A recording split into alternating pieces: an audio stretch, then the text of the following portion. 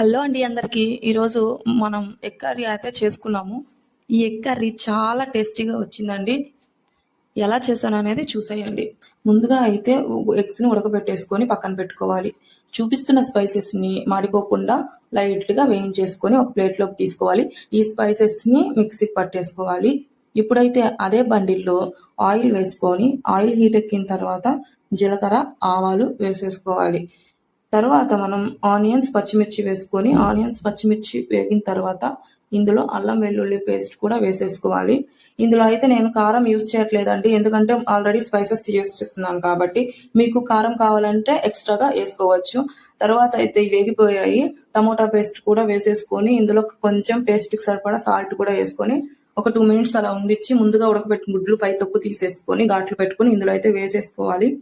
ఒక 5 minutes తర్వాత ఈ గ్రేవీ అంతా థిక్గా వచ్చేస్తుంది. ఇప్పుడైతే మనం ముందుగా రెడీ చేసి పెట్టుకున్న పౌడర్ని కూడా వేసుకోవాలి. అలా కాసేపు ఉండిచ్చిన తర్వాత మనం ఫైనల్గా అయితే కొత్తిమీరతో గార్నిష్ చేసుకుంటే ఎంతో టేస్టీ అయినా ఎగ్ కర్రీ రెడీ అయిపోతుందండి. చాలా టేస్టీగా ఉంటుంది. మీరు ట్రై చేయండి. మన వీడియో నచ్చితే లైక్ చేసి సబ్స్క్రైబ్ చేసుకోండి. Thank you for watching.